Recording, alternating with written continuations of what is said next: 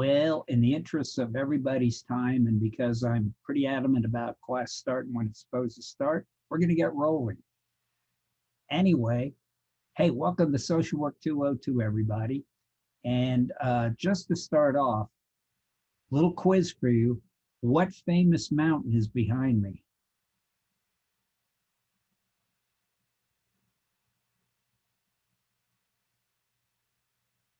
No one knows. Okay, I'll narrow it down. It's in Europe. Nothing. See, I know everybody's a little foggy on geography, so I thought I'd help you out here. Okay, it's in the Alps.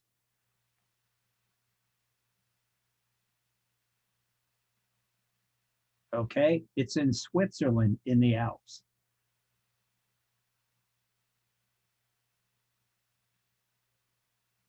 Okay, it's the Matterhorn, the famous Matterhorn. I can see you're all pretty thrilled by that. You know, and it brings up a famous phrase, which is what I wanted to mention now, is the Lord Alps those who Alps themselves. If anyone finds that pun even mildly amusing or even gets it, let me know. Okay, I'll move on. I don't want to waste your time with my jokes. Now, for those of you who haven't taken my classes before, there's only there's two rules you need to follow in order to be successful in a Maynard course. And I know you're going to be really impressed when I go over these rules when students who have taken my courses before just rattle them off. Okay, so anyone who's taken my class before, what's rule number one? You have to unmute to tell me.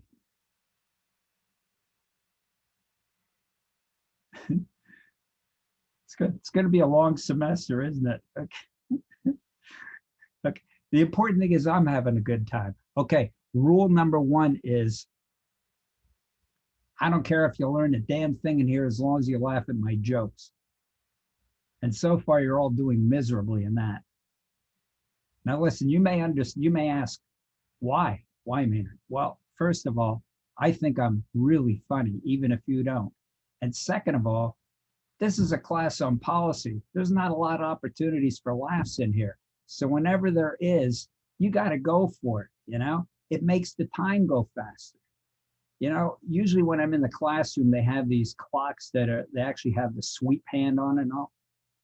And when you're laughing at the jokes, man, that clock is moving so fast. It's like, what? The 2 hours are over? Please, Maynard, we want more. But when you're not laughing at the jokes, it's like the Chinese water torture. It just is going tick, tick, tick, tick. So it's entirely up to you. You can laugh at the jokes and make things a lot easier, or you cannot laugh at the jokes. Now, to help you out, anytime I do this after I say something, that's probably an indication Maynard thought he said something funny, and you should just go ahead and laugh. Everybody got it so far? Yep. Thank you very much. Okay. Thank you, Gadir. I appreciate your feedback. Okay.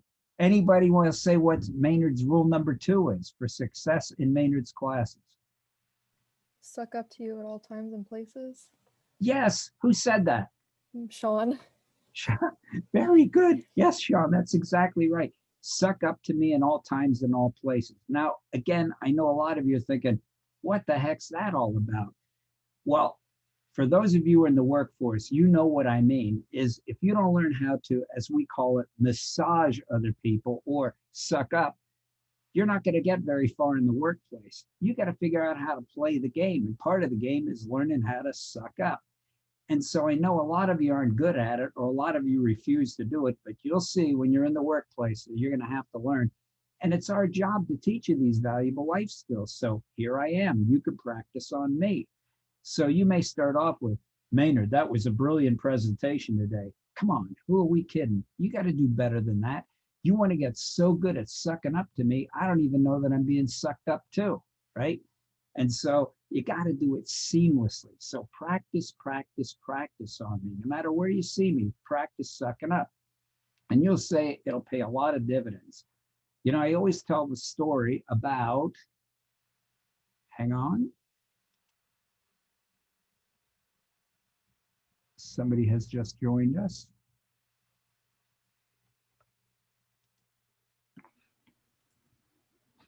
Almost.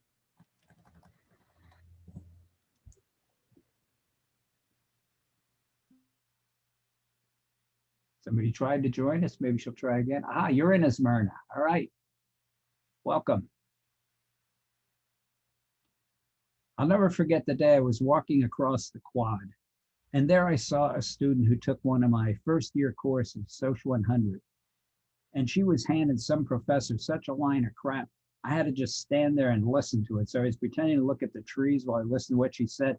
And when she got done, she came over with this big grin on her face. She said, "Did you hear what I just said to that professor?" I said, "Hear it.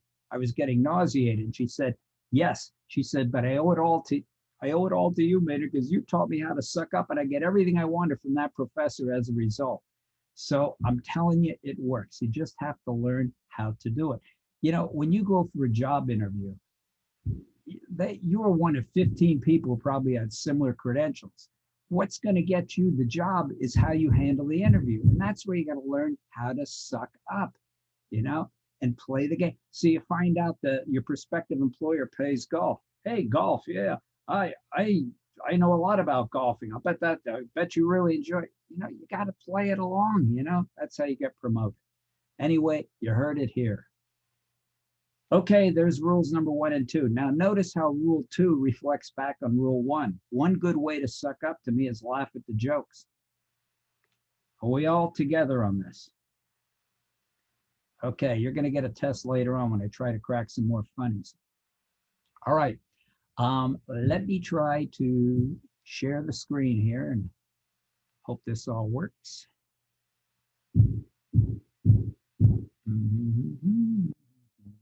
That's not what I wanted. Hang on. That's what I wanted.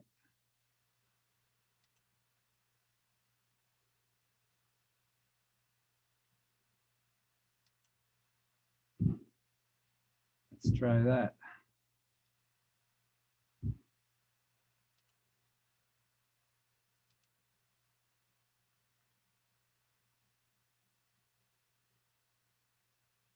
Are you seeing the course syllabus? Yes. Yeah. Yeah. Woo. Yes. Do you need it bigger? Can everybody see it okay? That's fine. Yeah. Okay. Yeah. Yes. Hey, you can read the course description when you wish. I kind of gave you in my introduction to the course and the course welcome what this course is all about. Here are the required texts. These are just readings on reserve. I will point this out again. There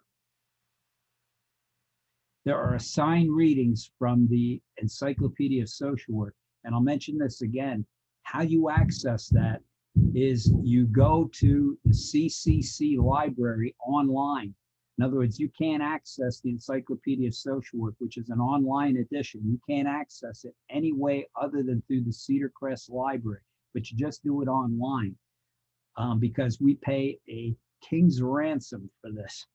So you can't just go get it for free. But anyway, anything I require in there is in the Encyclopedia of Social Work online. You will find all the articles. So I'm just pointing out to you, that's what you need to do to access it.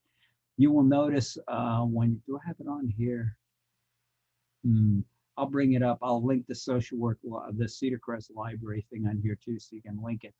But the other way you can access it is, of course, you go through the My Cedar Crest web page, and you'll see on the left-hand side, CCC Library. Supplementary texts are just there for your information. There's nothing you have to read from those or to obtain them. Okay. All these competencies are in the social work program. We're an accredited program, and there are 9 competencies that must be covered in all social work programs. In other words, that you have to evidence these 9 competencies. Now, not every course has all 9 competencies. So the 2 policy courses are going to be more heavily tilted on, say, competency number 5, which is engage in policy practice, not exclusively. But anyway, that's what this is all about. And it indicates what you're doing in this particular course to address that particular competency. So for our purposes and for the accrediting body's purposes, we must demonstrate that throughout our entire curriculum, all 9 competencies are taught to you, and you have to evidence through the 22 practice behaviors that you're meeting all those competencies. Going further on, when you're out in the field, you actually address all 9 competencies in your senior year and all 22 practice behaviors, because that's the nature of being out in field practice. Okay, course assignment descriptions. To attend classes regularly and to read all assigned readings before class sessions as to meaningfully participate in class discussions. This will include written synopses. Each synopsis will consist of no less than 200 words describing the knowledge gained by the student in reading that particular synopsis. Okay, synopses, I'll show you what I mean in a moment.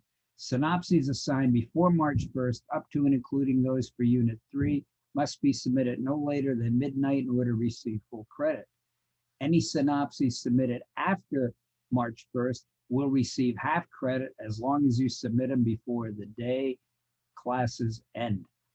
Now, what I'm going to do, the grade for the synopses will simply be the percentage that you turned in on time, or half credit if you turned them in late, compared to how many synopses there were. Just divide it, and whatever percentage that is, that's your grade for the synopses. And for each synopsis, please indicate the chapter number, title, and text on which it is written. Okay, we'll come back to this, but here's what I'm talking about. By the way, let me go on the syllabus first so you can find it. They are all listed. If you go to the end of the syllabus, where the course schedule is listed, they're all listed here. Now, notice, this is the name of the author, and I flip it around just so you pay attention to the author. So this is the Carger and Stoge book. You are to read Chapter 1, Social Policy in the American Welfare State. Do we need to write a synopsis on it? Yes, because there's an asterisk afterward. That's the little star thing right there. So whenever you see an asterisk after one of the reading assignments, you got to write a synopsis on it. Now, having said that, let me go down to one here. Encyclopedia of Social Work. Social Policy. Is there an asterisk? No, you don't have to write one in that. Social Welfare Policy. No, you don't have to write one in that. Do I hope you read it? Sure, but I can't guarantee that. Human Needs. Wait, there's an asterisk after that. That means I got to write a synopsis on it, doesn't it? You got it. Everybody got the drill so far? Okay, so when you write a synopsis, where do you submit it? Go into assignments and you will see. Here's the first one, synopsis on Carger and Stowe's Chapter 1. All you do is submit it there. Where's the next one? Right here, Chapter 3. Now, the next one is Conceptions of Social Welfare. That's not in any of your texts. Where you will find it is right there. Just click on it and there's the reading. And then just submit your synopses there as well. Everybody got the drill on that? Any questions? Good. Similarly, you will see The Art of Blaming the Victim is another one where it's not in any of the texts. I have the material right here for you to read. It's just a brief article. Here's another one. Conceptions on Social Welfare. We already covered that one. Here's one from the Encyclopedia of Social Work. So there you go, online through the CCC library system, get in the Encyclopedia of Social Work and read the brief article on human needs, and then submit your 200-word response right here. Here's another one that I have, where you have to just read the article, where liberals and conservatives can learn from each other. Not a moment too soon, and either after last year. If we don't start learning from each other soon, I don't know what's going to happen. But more on that later. So everybody got the idea. I don't have them all loaded yet, but I have enough in there for now to get you started. I'll have the rest loaded by the end of the week, all the synopses. Okay, back to the syllabus.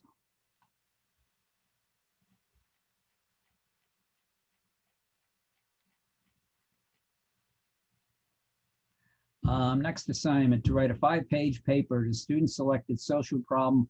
We're going to go over this in infinite detail next week, so don't worry about it now. To read the novel The Jungle, and then write a 5-page paper on it that describes the living and social conditions in that time period and setting as described in the novel. Again, I'll give you specific criteria for that later. Don't worry about it now. To engage in a poverty simulation exercise that is designed to help sensitize the student to the circumstances of living associated with low-income families. This will include reading or responding to the Desmond book, Evicted, Poverty and Profit in the American City. Again, I'll give you specific criteria for that, but I'll come back to the poverty simulation exercise in a few moments. To prepare for and successfully complete. Notice I didn't even say do well.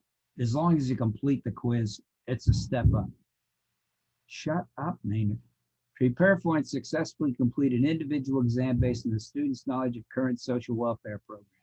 You're going to do this, I think, on the second last day of class, and it is just rote memorization. I will give you 3 weeks before it even starts exactly what I want you to memorize, and all you do is regurgitate it back to me in the exam. Why do I want you to know this? Because as a social worker, you got to be familiar with the major social welfare programs. So if I say SNAP, you know that's food stamps, and you know enough about it to know whether somebody may be eligible or not, because that's what we social workers do. We connect people with needed services. So it's not that you need to know the program inside and out, and I'll tell you exactly what you need to know about each of the programs when we get closer to it. But it's just memorization, and it's the material that's already in your Carter and Stowe's book. Number 6, to conduct an in-depth analysis of the social welfare programs enacted in the United States from 1960 to 1975 that were designed to assist women with dependent children. Okay, 2 reasons why the focus is women with dependent children. If you go back to 1960, 25% of all low-income families living in poverty in the country were headed by a single female. Today, it's 52%. That's staggering. 52% of all families in poverty are headed by a single woman. So that's why we're especially focusing on how to help women with dependent children. Now, why this time period, 1960 and 1970, I'll do the circle thing, is because that's when most of the major social welfare programs were passed. Head Start, SSI, most of the major housing programs. It was the sensational 60s when Johnson was president and got just an amazing array of programs passed. So that's where most of these programs were initiated. So again, I just want you to be very, very familiar with them. Okay. Assignments other than synopses turned in later than these due dates, which are listed in the syllabus, will be due by 1/3 grade for each day late, including weekends. So if a paper was due one Monday and you didn't get it until the following Monday, that's 3% each day. That means you already have a 21% grade reduction in whatever grade you earn. So please try to get everything in on time. Here's the course grading policy, so the synopses, and I tried to prorate this according to where you do the most work. The written synopses is 25% of your grade. The social problem assignment, which is extensive, is 20%. Paper on the Jungle is, follow me carefully on these 3 letters, EZA. Everybody get it? Wink, wink. That's only 10%. The poverty simulation, and then the paper you're going to write about it is 20%. Social welfare program quiz is 15%. Site visit assignment, that is a mistake, and I got to take that out because obviously we can't do that. Instead, it'll be this paper. So my mistake, I should have taken that out and inserted this instead. There's all the due dates. Again, don't worry about everything. We're going to go over 1 step at a time. Just focus on what you can focus on right now, which is the present. Okay, any questions so far? No. Everybody good? I actually have Yes. a question about the synopsis. Is there like a specific like format that you want us to use for them or no? No, that's a really good question. Thank you. What I would like you to do is, have you ever heard the old expression, you don't know a subject until you have to teach it? Being in this racket, boy, I've learned that firsthand when I've taken on new courses and so forth. First time you teach a new course, it's like, boy, it's going to be a lot better the next time because you know the subject better. So what I always suggest to everybody when you do the synopses is, so you're going to read chapter 1. Now imagine you're reciting it back to me, Maynard. Let me tell you about chapter 1. Let me teach you about chapter 1 in 200 words. So just tell me what you thought were the most important things you got out of chapter 1, as though you were teaching me about chapter 1.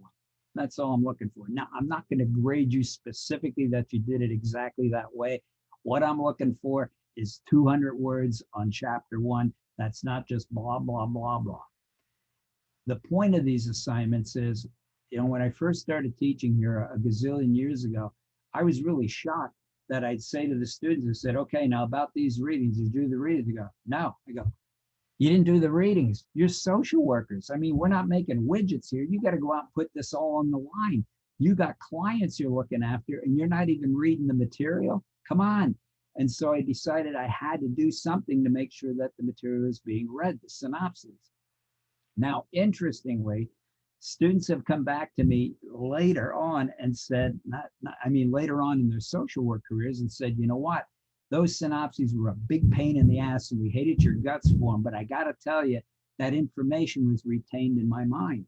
And that makes sense because if you read something and then write something about it, you retain it better.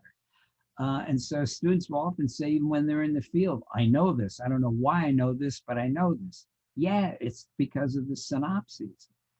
So anyway, that's the idea. Does that all make sense? Yeah, thank you. Okay, sure. Again, if it's less than 200 words, it's half credit. If you have 199, it's half credit. Can I add another word? No. If you couldn't count the first time, what the heck? Now, here's what I would recommend. Why don't you use word count when you write these, just to make sure you have 200 words? Because I always think this is highly amusing. When students take Social 100, they have to write 350 word personal opinion statements. And I tell them, you got to have 350 words. Use, word count to make sure. And so they turn in the paper and the word count at the bottom says 220. And so I submit the student the paper and I said, well, you only get half credit. He says, what do you mean only get half credit? I said, you didn't have enough words. What do you mean I didn't have enough words? I said, look at your word count. It's even there. And you still didn't notice that it wasn't 350 words. So, not only use the word count, but check it to make sure it was exactly 200 words or more.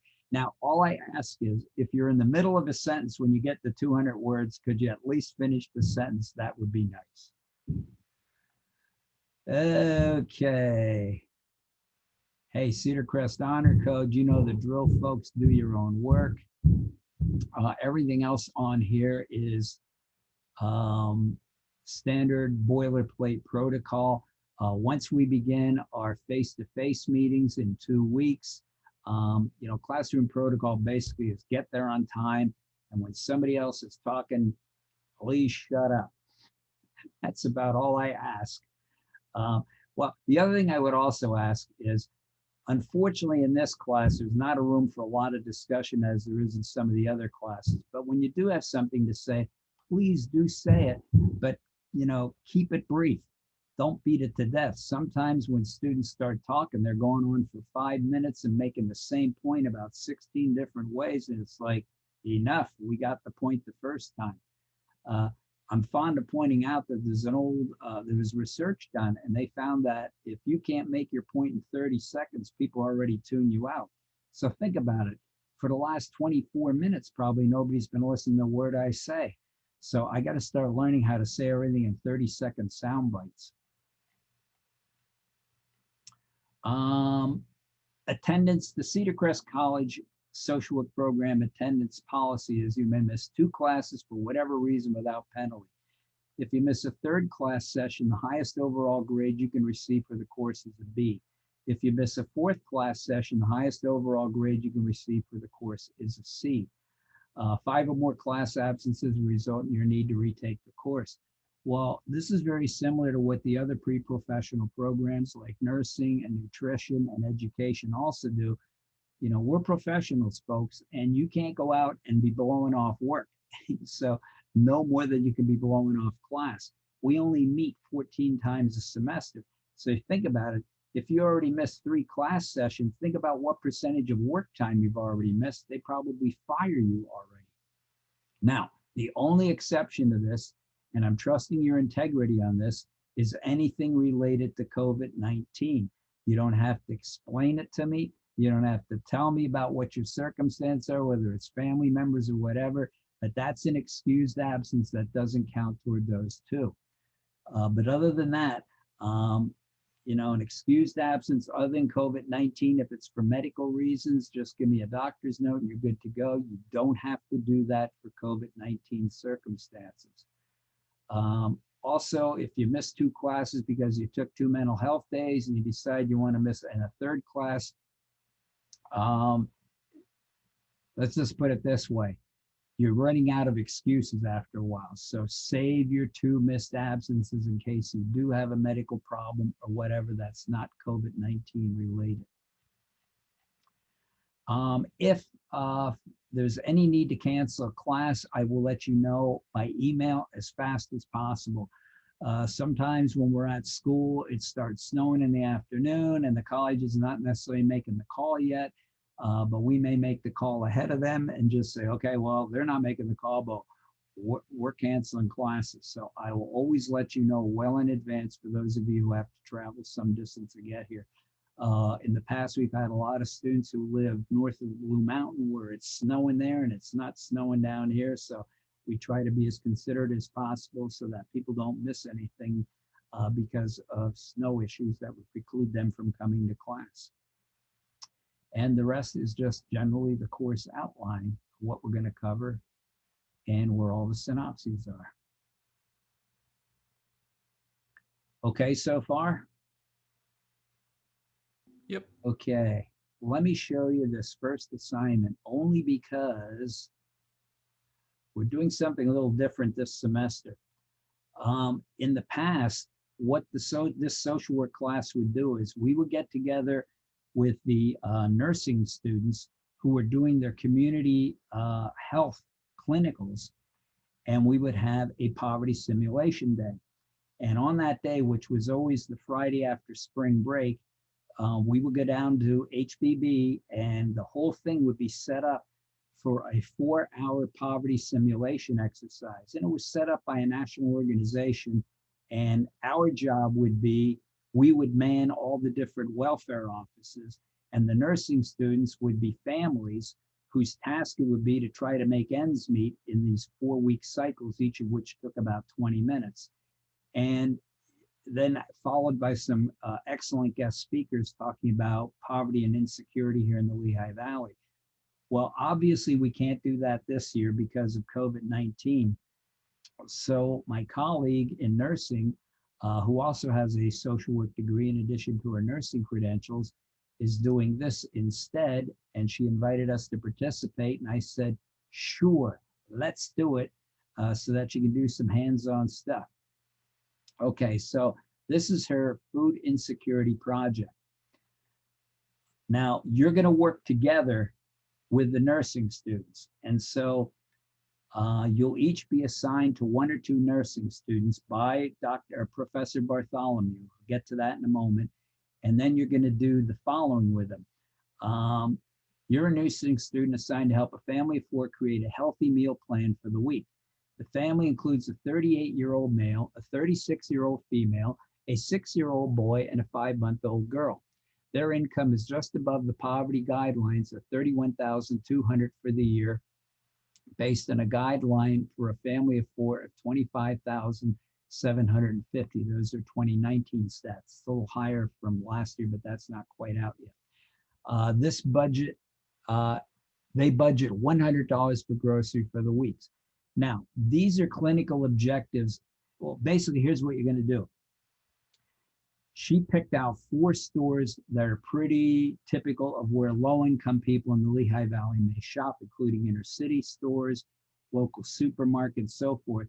So each little student group of 2 or 3 is going to visit one of those stores with your budget, either virtually or in person, you know, whatever's the safest way to go, and actually shop for the groceries. When you get done, these are the clinical objectives that have to be met by the nursing students.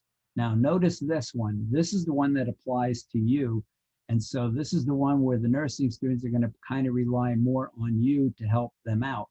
Uses appropriate community resources in planning, implementing, and evaluating a plan of care for families and communities. Yeah, that's what we social workers do. Not exclusively, but as you can see, nurses have to do the same thing. So these other things are objectives they have to meet for the purposes of their nursing clinical. This is the one that they're going to kind of rely on you a little bit more to help them out with. So that's the only thing you have to focus on.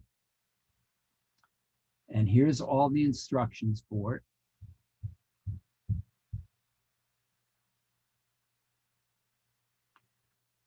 So here's the deal. She is teaching 2 clinical classes this semester. And as a result, when she finalizes this assignment, the students report back, as you will with them as part of your team, on what she refers to as clinical days. And she set aside 2 clinical days, and the one is, let me get these dates right so I don't screw this up.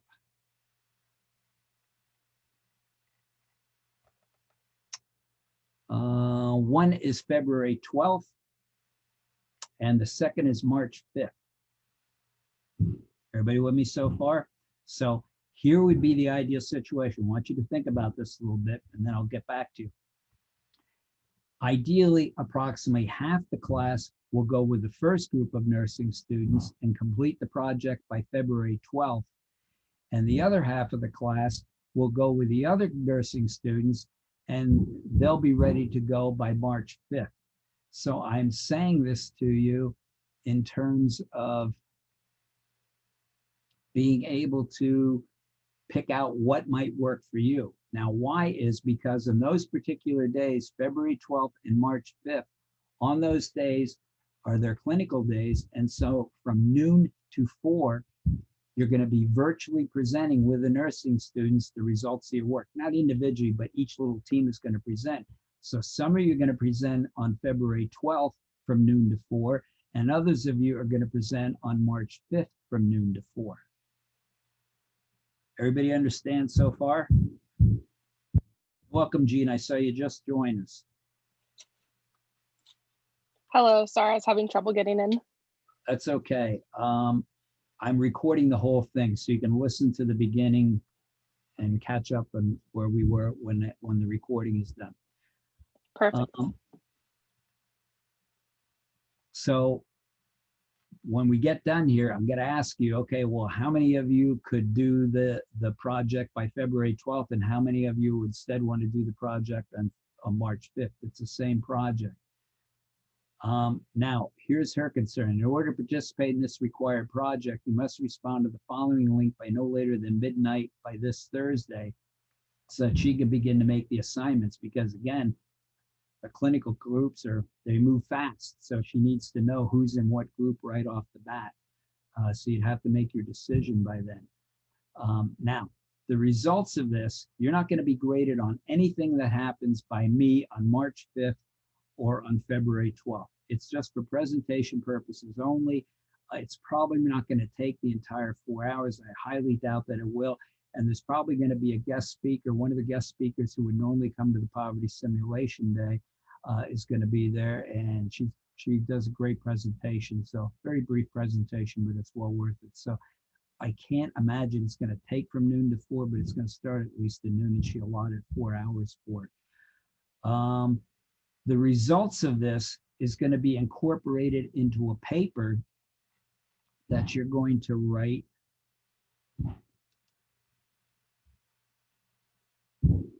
later on in the semester. which is this one. So this is due, I think, April 5th.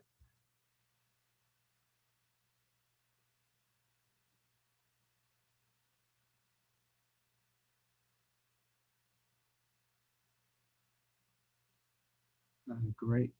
There we go. Nice job, Maynard. A little crooked.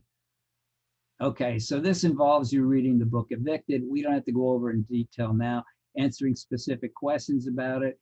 By then you have read and written about the book The Jungle, and then it'll ask you about your role in the poverty simulation project. So that's where you're going to feed back a little bit about what you got out of it. So that's not due until April 5th. So again, everything that needs to be done. Okay, get out of this one. There we go. All we need to figure out right now is, oh, good. Back to assignments. You have to figure out right now is who might want to go sooner and who might want to go later in the class.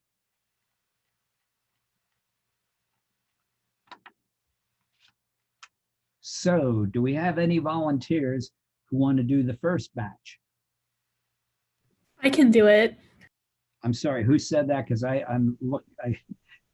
Emma. Emma, okay, Yeah. so you're in for Feb 12. Me too. Esmirna. Esmerna, okay. Brianna Langford.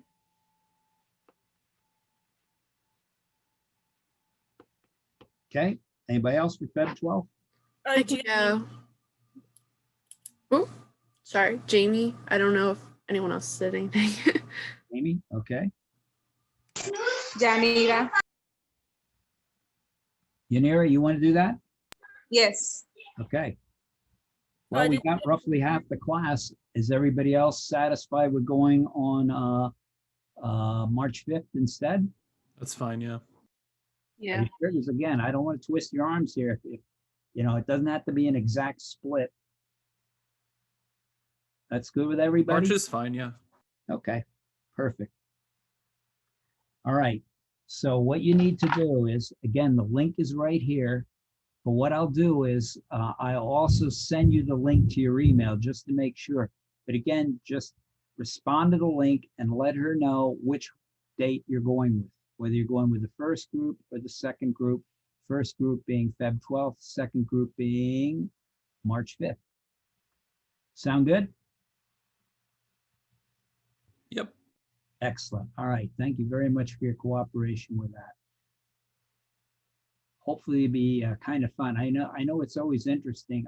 I think one of the, especially what I've noticed when I teach non-social work students, part of this course is designed to sensitize, I should say further sensitize us to issues of insecurity and what it's like to be in poverty. And that's what the Evicted book is all about too, which doesn't mean I'm suggesting you personally have an experience, your families have an experience, because in many cases that's true. But it's to further your sensitivity. And a lot of people will just say, well, I can't believe these people are living on food stamps and they're living high off the hog. And I'm going, have you actually sat down and worked out a budget and see how this does not work out like you think it does? So a lot of people are under the illusion that people living in poverty are somehow living quite well, when in fact they're living in poverty. So give you some sort of an idea. Anyway, it'll be fun to work with the nursing students. At least you'll find out. Okay. That's really all I wanted to cover in terms of the syllabus and the assignments for now. But again, we'll get to, I think the most important thing is, as I mentioned in the course welcome, there's a lot of work involved in here. And you're gonna drive yourself nuts if you think about all the work in this course today. You gotta do it one assignment at a time, and before you know it, the semester's over and you've done it. You know, in any given semester, sometimes I'm teaching 6 or 7 courses, and if I thought about everything I have to do that semester, I'd be like anybody else. I'd just probably walk around in a small circle and be freaked out and do nothing. You can't look at it that way. You just gotta take it one day at a time. I'm going to be with you every step of the way. Everything being asked of you, while it'll be a little challenging, is well within your abilities to do, and you'll be able to do it. And at the end of the semester, you're going to know a heck of a lot about the social welfare system. The other thing I would point out is don't just focus on what do I got to do to get a whatever grade in this course. I was a great example of that in college, as I'm fond of remembering as much as I can because it was the 1960s. But I was one of those students who, how can I put this? It was the 60s and there was a lot of partying going on, and I just didn't want to miss it by having to attend classes or anything. So my whole goal in every class was, how do I get a C in here? Because I learned early on the old phrase, C's get degrees. So there's no scam you can imagine pulling in college that I didn't pull when I was in college. I'm not necessarily proud of it. I'm just saying it is what it is. Now, I don't want to brag, because I had it all figured out. What do you need to graduate? 2.0. And I don't want to brag, but I graduated with a 2.3. I know you're impressed. Anyhow, when I went to graduate school, I was really interested in it, and let me hasten to say, I did get all A's in sociology in college, so, because they teach that here.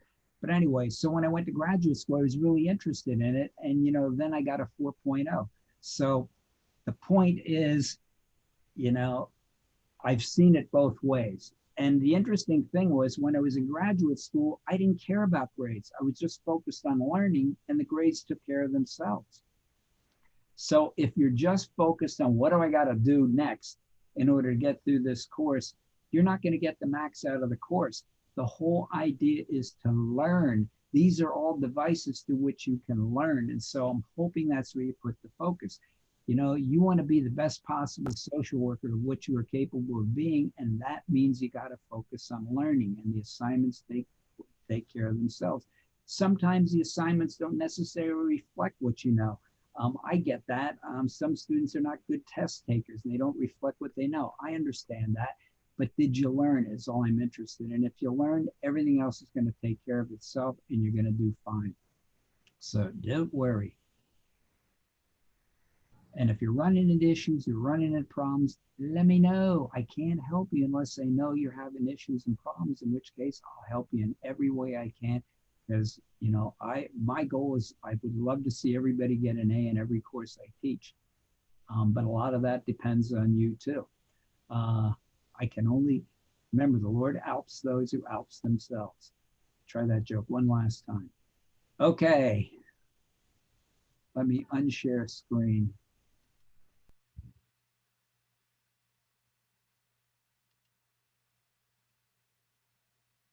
Now I can see all your names. Okay. We won't be here too much longer, but let me just talk a little bit about a general overview of where we're going to go next in this course. One of the articles you're going to be reading, and it was the article, I go back to share screen, forgot I was going to do this.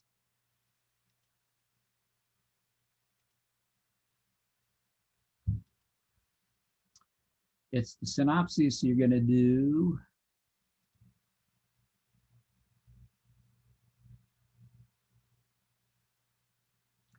Synopsis on Conception of the Social Welfare by Walensky and LeBeau. Remember, that's the one where it's right here. You just click on it and it'll open up and you can read it and then write about it. This is a classic. Another classic is The Art of Blaming the Victim. These are some of the classics written in the history of social welfare. So let me read some of the classics.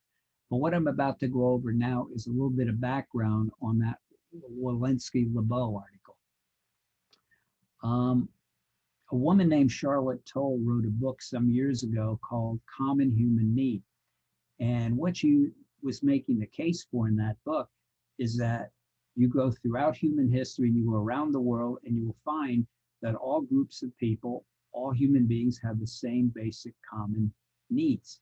Another example might be Maslow's hierarchy, which we also use as a framework in the social work program, which is a hierarchy of needs. And so if you look at Maslow's hierarchy, he says all human beings' first priority is food, clothing, and shelter, physiological needs. When those are largely satisfied, you go up to the next level, which is safety needs. And that kind of makes sense when you think about it, because if you go to the poorest parts of the world where people are literally starving to death, they will willingly risk safety in order to get food, clothing, and shelter, because without food, clothing, and shelter, they will not survive.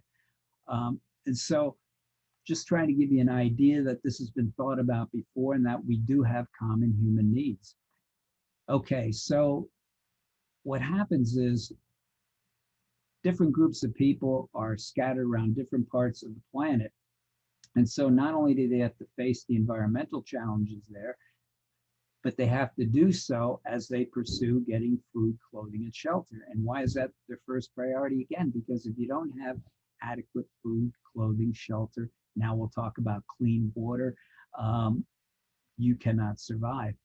I mentioned clean water because approximately 1 billion people in the world do not have access to clean water. Like in Flint, Michigan, if you remember that one.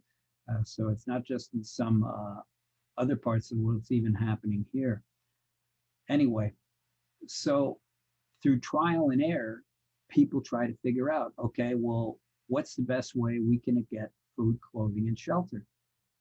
And not only for us, but we want to be able for our children to survive and for future generations to survive. And so they'll try certain things, and some things work and some things don't. And when they don't work, maybe the group dies out. And when they do work, maybe it's partially and they got to keep fine tuning it. But eventually they figure out what works. And how can they tell? Because they're surviving and their kids are surviving and even future generations are surviving. So what happens is they then tell future generations, here's how to get food, clothing, and shelter. And this becomes their traditions, among other things. This is part of their tradition. And so this becomes their truth. And so if you think about pre-industrial cultures, traditional cultures, the elders in those traditional cultures were very venerated because they had the most wisdom and experience with the traditions. Their traditions were guidelines to successful living, to survival. Okay, so over time, they do these things over and over again. They fine tune it, and it becomes so set in stone, it becomes almost an institutional way of doing things. And the name of this institution for accumulating necessary food, clothing, and shelter is called economics. And I know we think of economics now in terms of much more complex terms because we think of it in terms of capitalist economics and so forth. But at its very simplest roots, economics is nothing more than the production, distribution, and consumption of life-sustaining and life-enhancing resources. And so that's how it all began, and that's what an economic system is. So over time, we think about economics as, well, it's an institution in society. We don't have to think about it. We just know how it works every day. That's exactly how it was initially with these hunters and gatherers, and later on horticultural and pastoral societies that figured out what's going to be their method for getting food, clothing, and shelter. Okay, so another problem confronted them, and that was, okay, well, how best to raise the kids, and how do we teach the kids what is? You know, how do we teach them the traditions? Who should be responsible for that? And so what institution developed from that is the family. There is no culture historically or presently without some form of family. The form may vary from society to society, but they all serve the same function, to socialize the kids and teach them what up, so to speak. And that's how they used to talk in the old days. Anyway, to give you an example here in this country, the form of the family has changed over the last 50, 60 years. It used to be that the family, when I was taking sociology in the 60s, was mom and dad and buddy and sissy and the dog and the white picket fence and blah, blah, blah. That's not the typical American family anymore. So now you may have a single parent, which could be male or female. You may have two males as the parents, two females as the parents. It could be a more open, extended family. And Now we say, as long as it works, it doesn't matter what the form is, as long as it functions as a family. Having said that, that's what liberals believe. That's not what conservatives believe. And we'll see this in more detail. And we'll talk about it in more detail next week, because conservatives look back in the 60s as the worst of times in terms of society and culture changing for the worst, with the demise of the traditional American family of a mom and a dad and the kids. Okay, what's another function that all groups have to figure out? Well, they got to figure out who gets power and how do we make decisions? Do we all vote? Do we all decide? Is somebody going to have more power than the other? Is the shaman the one who's in touch with the gods? Does that person get? And does that person get more food in addition to more power? Because starting with horticultural and pastoral societies, we began to develop a food surplus. And why is because people didn't have to be nomadic anymore like hunters and gatherers do, where they were chasing the animals and chasing the vegetation. They can now grow their own food while they continue to domesticate animals. And so they could stay in one place. Well, when the food supply goes up, so does the population. And it was interesting because as soon as the food supply went up, then the decision was made that some should get more than others. Well, who? Well, the leader, maybe the shaman. And so all of a sudden, people began to accumulate wealth in the form of food or whatever. So the point being, how are we going to determine decision making? How are we going to determine who has power? Well, that today we call politics. So politics is in the more narrow way we think of it in the US of liberals and conservatives and Democrats and Republicans. It's literally the decision-making system and who gets power in society and what comes with having that power. In a capitalist society, money equals power. If you go to a communist society, your standing in the party gives you power. Here it's all money equals power. But anyway, that's called politics. All right, the fourth classic social institution is, how are we going to get people to accept all these rules? So to believe the traditions, because it's important that we do. If we're going to have stability in society, we're going to have everybody on the same page. So everybody's going to have to follow the rules passed down by the elders, follow the traditions, because we know this is what works. And if some people start not following the rules, things are going to break down in our group, in our society. So how do we get people to follow the rules? And so this was the function historically of religion, which is the fourth major social institution. Religion's job was to get us to integrate into our minds what the rules and regulations are. I'm going to give you kind of an off-the-wall example, but if you look at the 10 Commandments, are you all familiar with the 10 Commandments? It's in the Bible. It's a good book, Bible. All right, 10 Commandments. If you look at them purely as rules of living, they make perfect sense to prevent chaos in society. You know, if we were all lying to each other, oh, wait a minute, that's probably a bad example because we are. If we're all stealing from each, well, that's not, but you get the idea. You can't have, most people don't. And so you can't have people committing violating all these rules, or you'll have chaos in society. Okay, but you're going to have some people who do. And so how do you put more teeth into it? And so you say, well, you know what? Because you say, I don't care what you do. You can do anything you want. I'm not going to follow these rules.